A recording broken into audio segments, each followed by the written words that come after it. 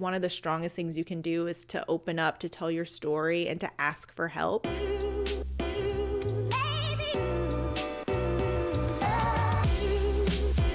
Hello, and welcome to another episode of Goode Soil. As always, thank you for listening and tuning in. I hope you're doing well. Today, first of all, it's just so windy outside. I'm based in LA, for those who didn't know, which is probably all of you. And the wind is like just a blowing and blowing and blowing, and I'm like, is there a tornado? Like, should I not be sitting here filming? Should I be like looking out the window? What is going on? It is so windy, so I apologize in advance if you hear the wind. I I hope you can't, but truly it's like banging on my window and banging on the door. So if you hear that, that's what that is. Not an angry neighbor telling me to shut up. So it's just the wind. So today we have a really good question, one that I think we've all at some point in time have thought about, at least, even if we haven't said it out loud. And if you haven't thought about it, perhaps today is a great day to start thinking about it.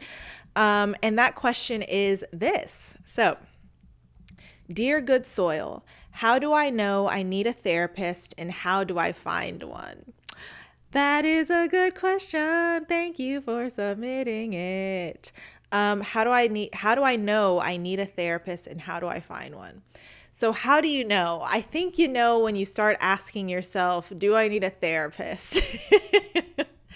I think you know when you start asking yourself that question, and you probably also know, you have it just, it's one of those things that kind of sits in the back of your mind of like, I would love to have someone to talk to this about, or there's this thing that keeps coming up and I don't feel comfortable telling anyone that I know about it, or being vulnerable in this way with other people that I know, or every time I try to bring it up, I get weird feedback, or like everyone's so biased and they know me and they judge me for it. I'm looking, sometimes that kind of crops up as, dang, I wish I could talk to someone about this, or I wish I had a safe space where I could communicate this.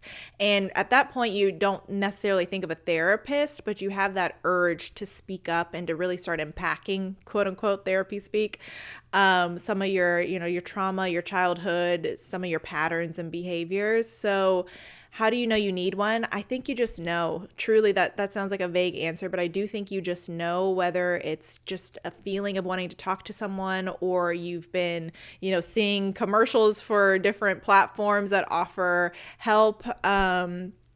And your ears kind of perk up. You just know. And I think listening to that urge and not dismissing it. A lot of times, therapy, even to this day, still has a stigma around it, that especially with older generations, that you have to be so severely mentally ill to see a therapist, or you're supposed to just tough it out and grit it out, and you're just supposed to battle through it. Especially speaking as a Black woman, I know that's a narrative among the Black community in general, and Black women in general, who've always had to be the survivors and the tough it outers and the rocks of families, and we have often not sought the help we need, or saw that getting help is a weakness, when really it's one of the strongest things you can do is to open up, to tell your story, and to ask for help. So thank you to this person who did ask this question, because it is a vulnerable thing to ask, and it is a beautiful place to be at this point where you are ready to seek help. That is such a strong thing to do, and such a powerful thing to do, and such a life-changing thing to do. So really listen to that urge, listen to that, call to start talking and telling your story and seeking help and seeking therapy. Don't gaslight yourself. You don't have to ask, people around you, like, do you think it'd be weird if I went to go see, like, you don't have to do that. If you feel it, do some research. The best way to find a therapist, or there are multiple ways to find a therapist, and I don't know which one's best. You have to find the way that's best for you, but you can Google therapists in your area. You can ask friends that you feel comfortable sharing with that you're thinking about seeing a therapist. You can ask them, if they have any therapists that they see, or any recommendations that they can offer you. There's so many different platforms now too, with telehealth and online support. So this is a great time to get into therapy, a great time to really research and find resources, an abundance of resources that can help you on your therapy journey. So I would just say, yeah, start with Google. And if that doesn't, lead anywhere, then reach out to friends. And I will just as you prepare to go into therapy, just remember that one, it's not a blood contract. So if you find a therapist and you want to try someone out, go to them, see if you're a good fit, see if you're able to open up to this person, see if they hold space for you in the way that you need.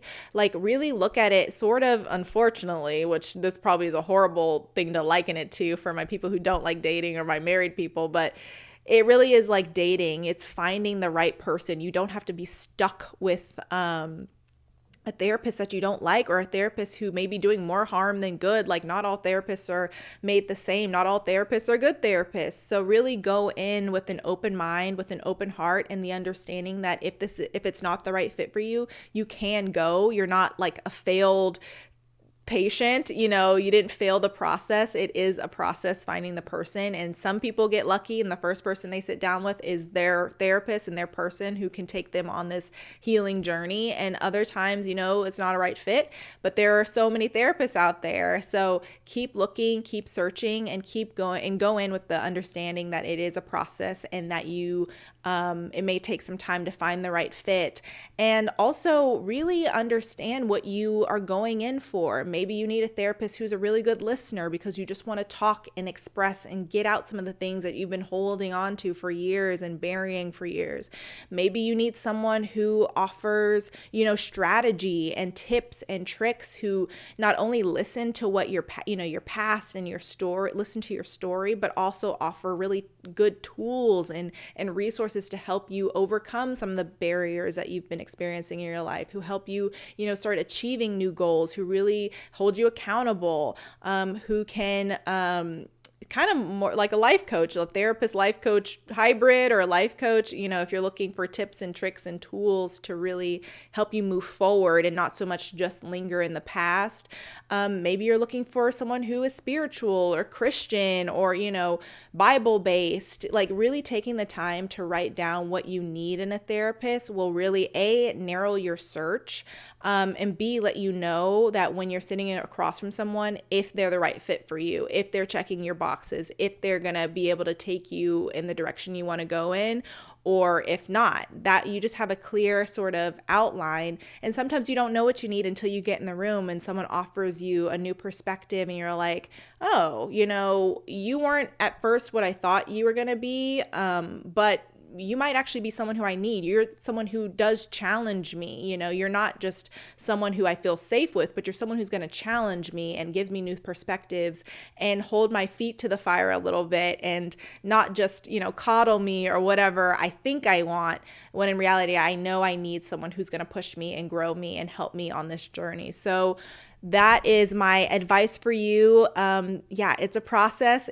Sometimes it's a long process, sometimes it's a short process, but the fact that you're going down this journey, I really do think at the end of it, you're going to find someone you are looking for, someone who's really going to help you in this next phase of your life, which is the, expressing, talking, getting it out phase. And that I'm just so proud of you for seeking therapy, for seeking that support that you need, for asking for help, which is so hard sometimes. I'm just proud of you. So yeah, keep going, keep looking, keep striving. Don't be hard on yourself during this time. Everyone needs therapy. In my humble opinion, we all need to be talking to somebody about something. I mean, we all got something going on. I mean, have you seen the state of the world? We all need support and help, and mental support, emotional support, spiritual support. So you are not alone in this. Even if you feel alone, or even if you feel like or think everyone around you has their stuff together and, they're not seeking help, you'd be surprised who's in therapy. And also, there are a lot of people who need therapy who think they don't need it. So kudos to you for being self-aware enough to know when you need help, and for being brave enough and courageous enough to ask for it. So keep going, keep striving. I hope this advice helped you at least get started on your therapy journey.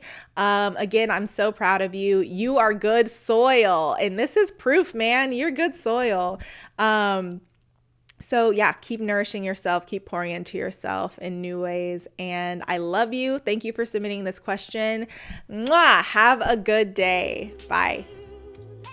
Thank you for watching another episode of Goode Soil. If you liked this video, be sure to share it with friends and family because we could all use a little reminding that we are good soil. And if you haven't already, subscribe to this channel and follow us on Instagram and TikTok. Okay, thanks for watching. Bye.